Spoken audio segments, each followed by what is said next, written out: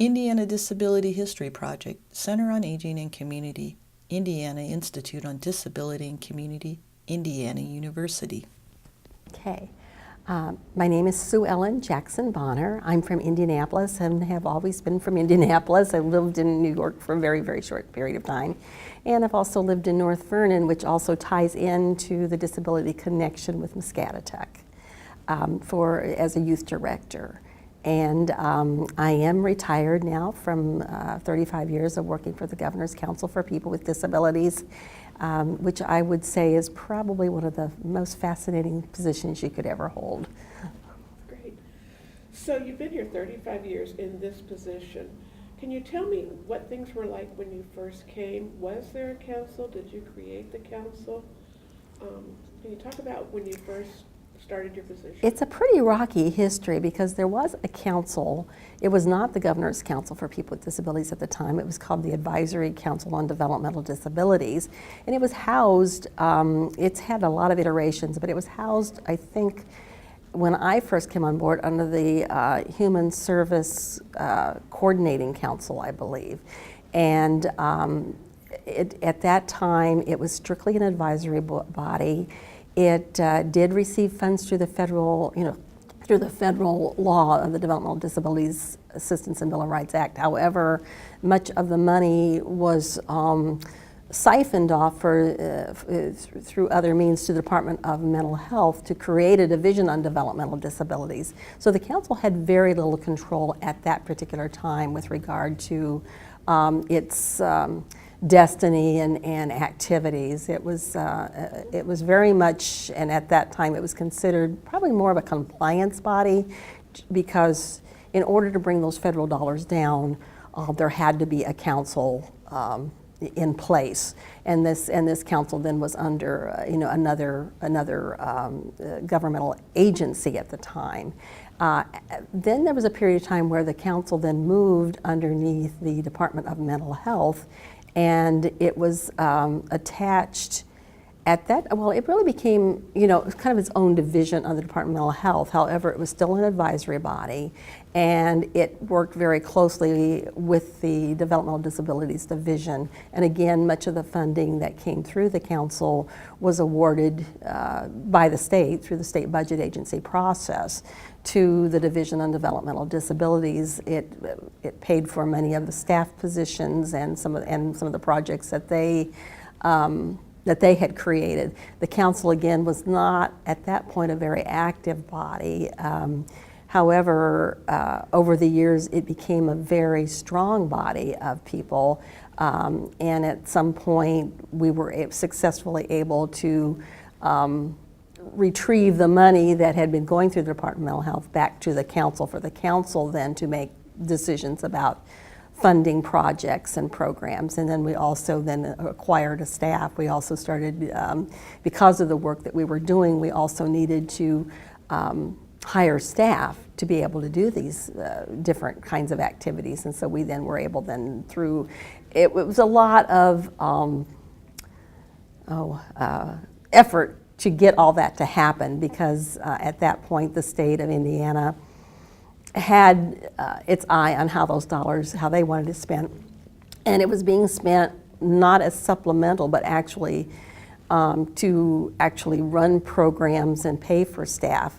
So it was not, as I think in the spirit of the law, which asks that the money be spent for, allocated toward startups and things like that. But many of the states, and Indiana was one of those states, that didn't have a lot of access funding for these kinds of services. So they just sort of dipped in wherever they could with federal dollars or whatever dollars they could find to actually support ongoing programming. And so it took some real maneuvering to get the change of heart for the state to change their heart to allow for these funds to be directed by the council, and the council to become a much stronger body to do funding and look at programs and so forth. Okay, very good. Yeah. Wow. Okay, so you, with the council, have done numerous local and statewide advocacy initiatives and projects. Would you like to talk about some of those? Yeah, what's really been exciting for me is that I think anything you see in Indiana as it relates to disabilities, the council has had their hand in it some way or another.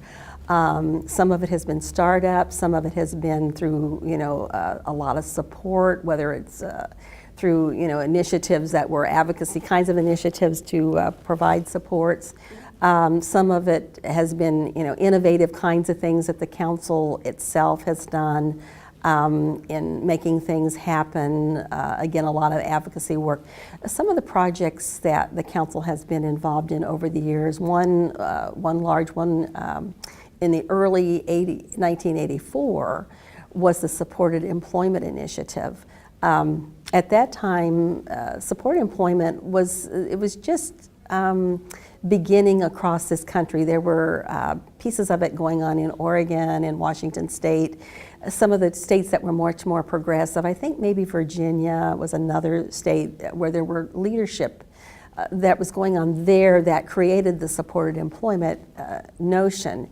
Well, the developmental disabilities at the federal level thought employment was and is a very important issue for people with disabilities, particularly for people with developmental disabilities, where jobs just were not plentiful or were not even considered for people with severe disabilities. And so they took on the initiative of supported employment. Well, Indiana got heavily involved in that through the council.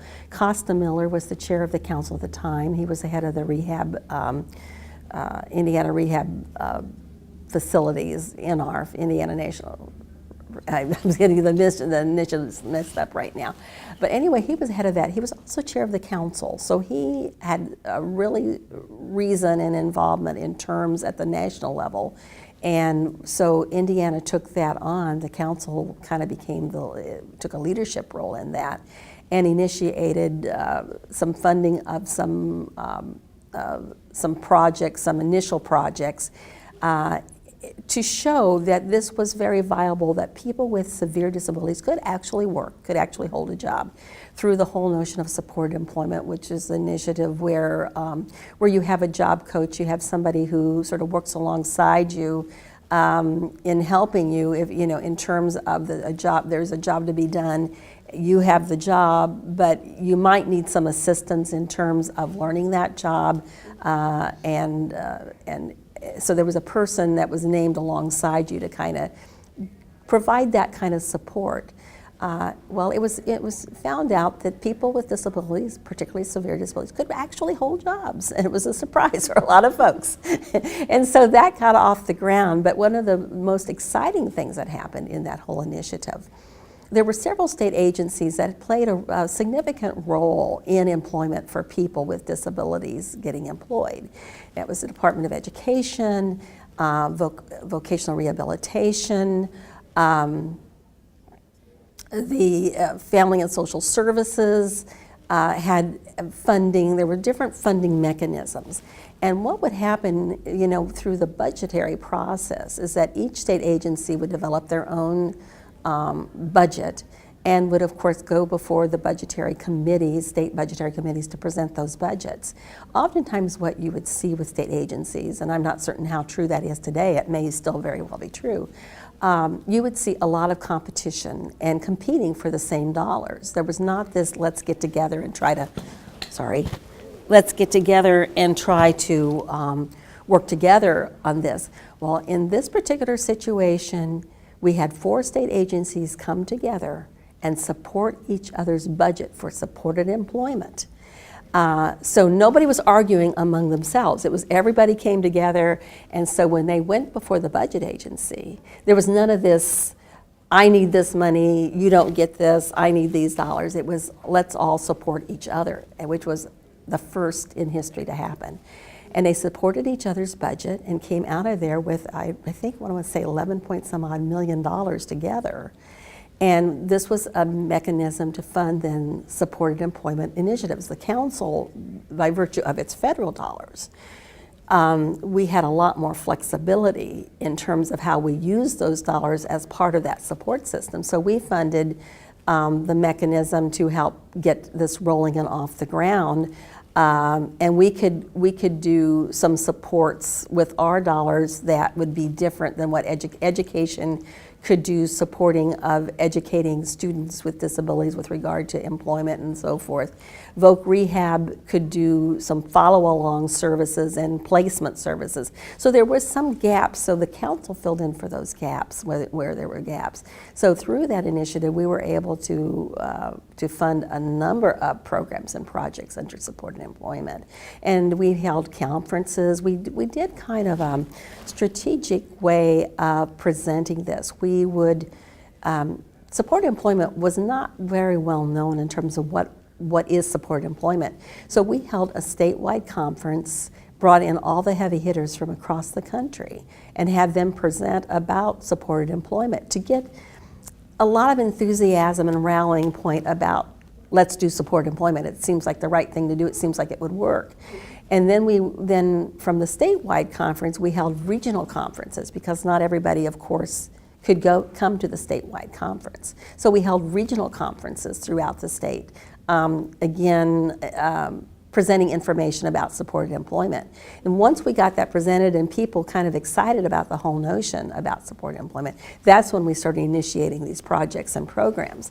And then that's when we developed papers in terms of position papers, fact-finding papers and so forth that were presented to not only policymakers but also to the general public.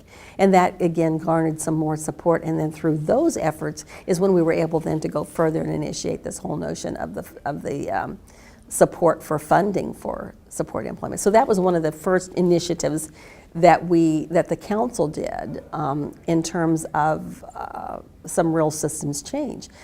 Other areas we were heavily involved in was housing.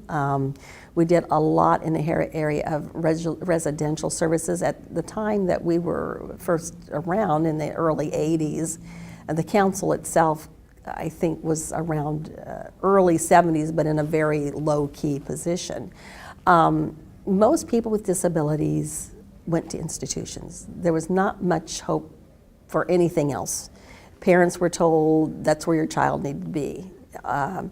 So a lot of people with severe disabilities, not even severe disabilities really, but with disabilities were institutionalized.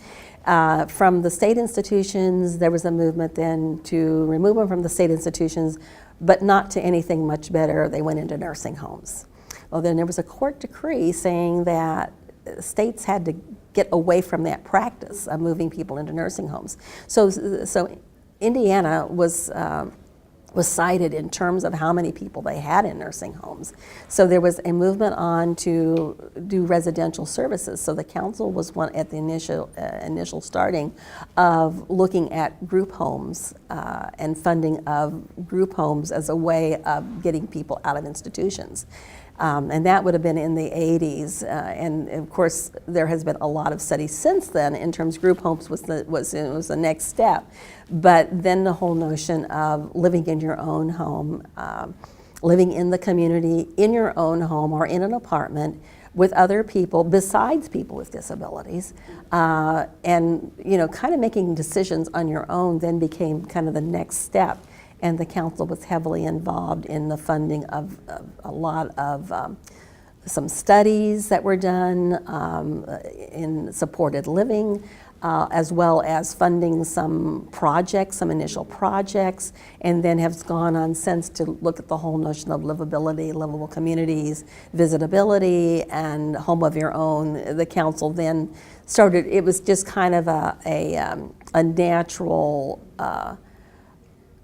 evolution from institution now to owning your own home or living in your own apartment and making those choices for yourself. And the council is still moving in that direction because there's still lots to be done. So that, and then also advocacy work, the Partners in Policymaking. This wasn't the Partners in Policymaking wasn't an initiative that we created. We have to give credit where it's due. Minnesota, Colleen Wick, who's a very talented, very skillful woman, very visionary, created this whole notion of partners in policy making, of people with disabilities being part of policy making decisions.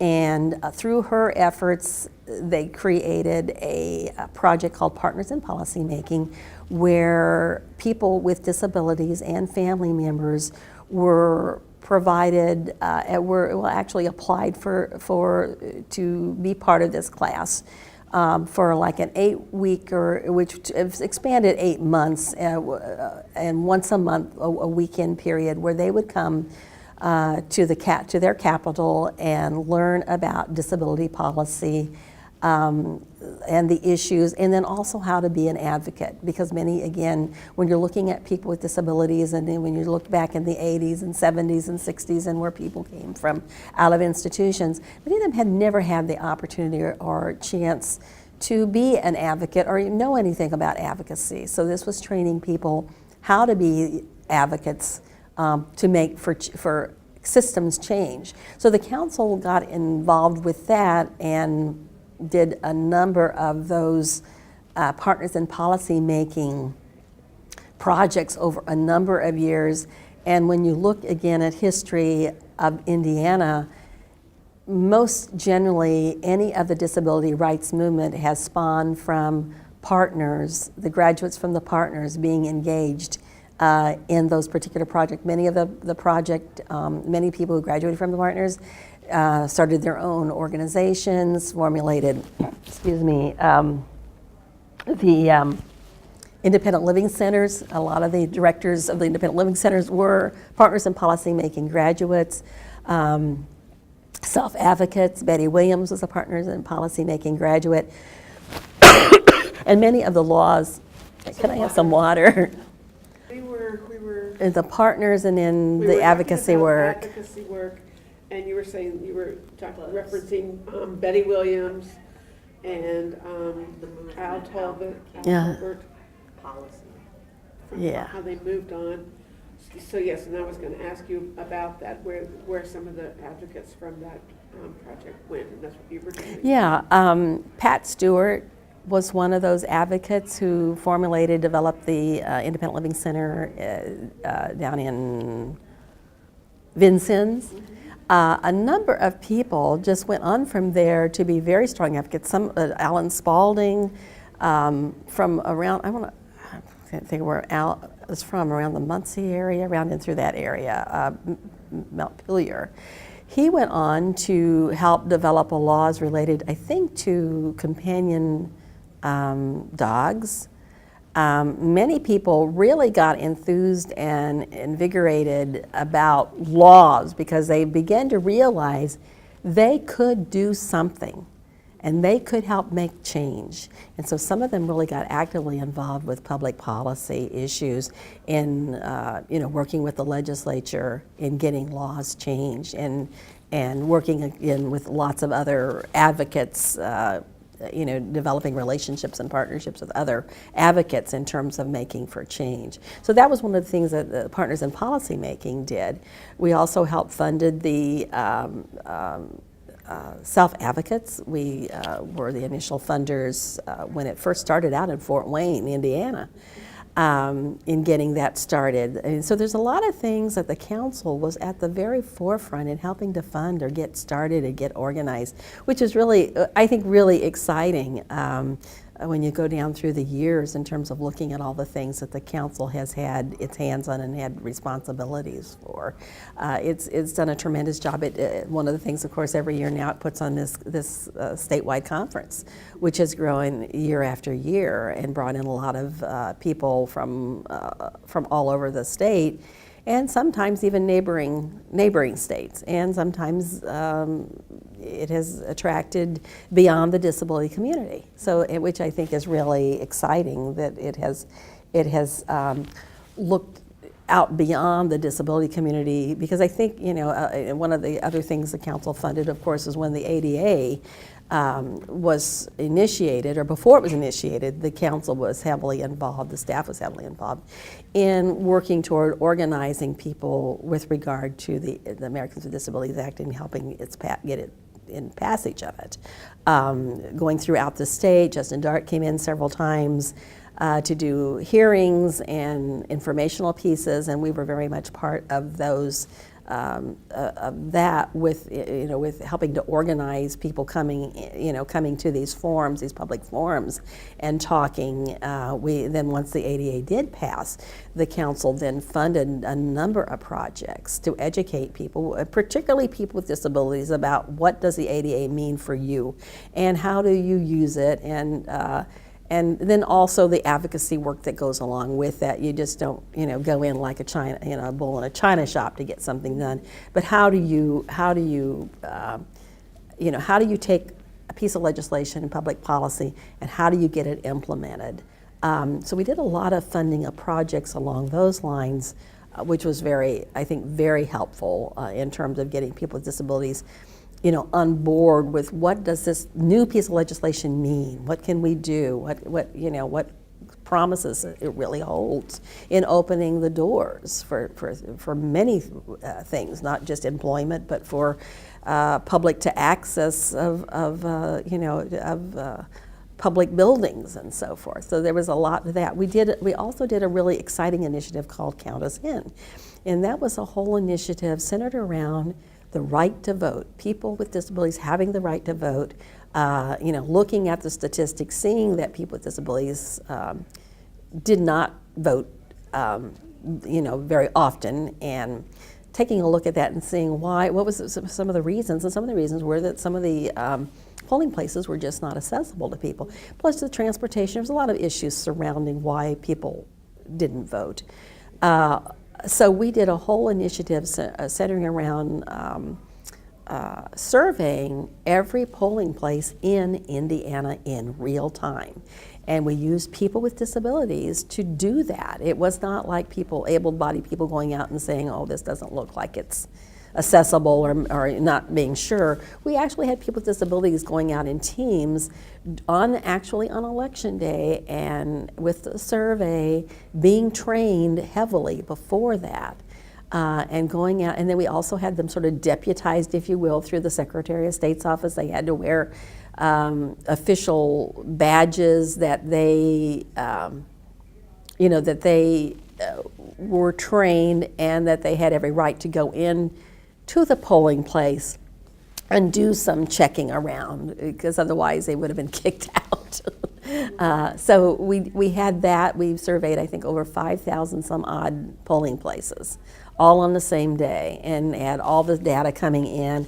The Secretary of State's office, we teamed with them. They gave the council $60,000 toward this project to work with them, and then we did some follow-up in terms of after the survey, showing what places had deficits.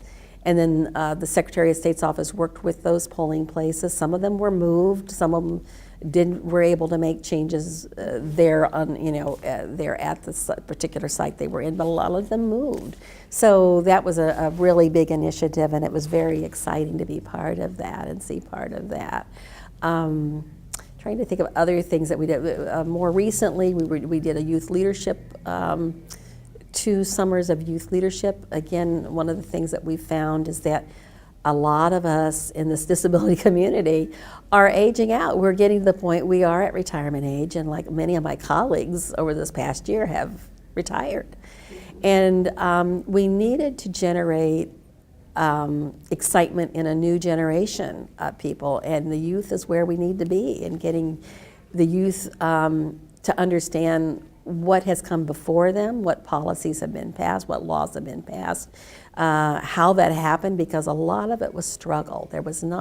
None of these rights were handed to people with disabilities. People died in the process of getting their rights. Mm-hmm. Just like any civil rights movement, it follows the same path in terms of it is a struggle. It's not a picnic. Mm-hmm. And so it was to get the youth to understand that, to appreciate that, because many of them had lived, were born after the ADA was passed. So it's, again, appreciation for your history, but then also getting you engaged and involved. So there is the youth leadership program that has been initiated. The initiative on livable communities, which one that I was super excited about, because I think, to me, that's where the disability community should be. the aged population had been very successful with the whole notion of livability and people, and as you age, how can you stay in your own home and not have to move into a nursing home or move somewhere that you have no idea where where you've been or what this is about. So the whole notion of livability to me was the next step to me in the evolution of people with disabilities being in an inclusive community. And so we did a lot of funding around programs with regard to training people with disabilities on, again, what to expect and how to advocate for living in their community, or and making sure things are accessible, not only physically accessible, but also accessibility in many other ways as well, and also the supports that are needed to maintain your lifestyle in a community. So we funded a number of programs in that arena. We funded a conference on livability, and then a couple of our past statewide conferences focused on livability and brought in national and international presenters to talk about livability and communities. At that time, there was some excitement about that from mayors and city planners who also then attended that particular conference, because they felt there was something at this conference for them and that they could learn from that. And then also having people with disabilities set beside them and talking to them was, I think, most useful. I think that whole notion of inclusion has got to go both ways. You have to have people with disabilities also opening up and saying, we want other people besides people with disabilities present at these gatherings, so that we have an opportunity to talk to each other, to find out about commonalities. And there's a lot of common threads. When you get into livability, you get in the whole notion that millennials are wanting walkability. They want to be able to walk their communities. They want to have services within their communities. They'd like to have their jobs within their communities.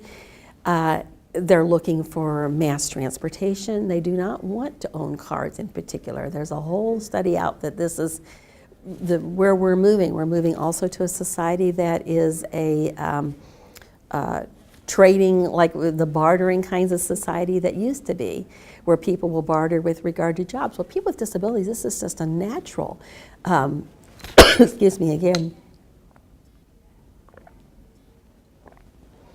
if there's something in particular that you can't do, there might be a neighbor down the street who can do that for you or help you with that.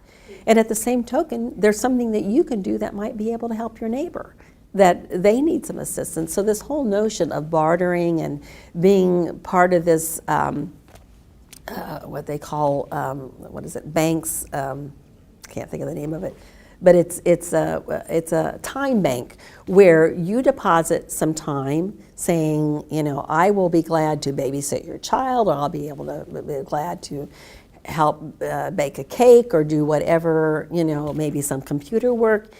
And at the same token, maybe you're available to help with, painting some of my house or gardening or whatever. So that whole notion, it just to me is a natural for people with disabilities. The whole notion of livability communities where there are raised gardens, there are community gardens, but there's gardens where everybody can be part of and share in the produce that's being made. There's just a variety of things that I think, to me, this is the next step in my mind in the whole arena for disabilities, because it's happening. Whether we take advantage of it or not is another thing, but this whole notion is happening. There are funds that have been made available through the federal government, through banks and what have you with regard to livability. You have communities talking about it and working on it throughout the state of Indiana, but also throughout the United States and also in Europe. A lot of this is going on. We can either choose to ignore it or we can be part of it, and I guess I'd rather be part of it. And that's what kind of where I headed on that. Great. Produced by Center on Aging and Community, Indiana Institute on Disability and Community, Indiana University. Funded in part by a grant from the Indiana Governor's Council for People with Disabilities. Copyright 2017, the Trustees of Indiana University.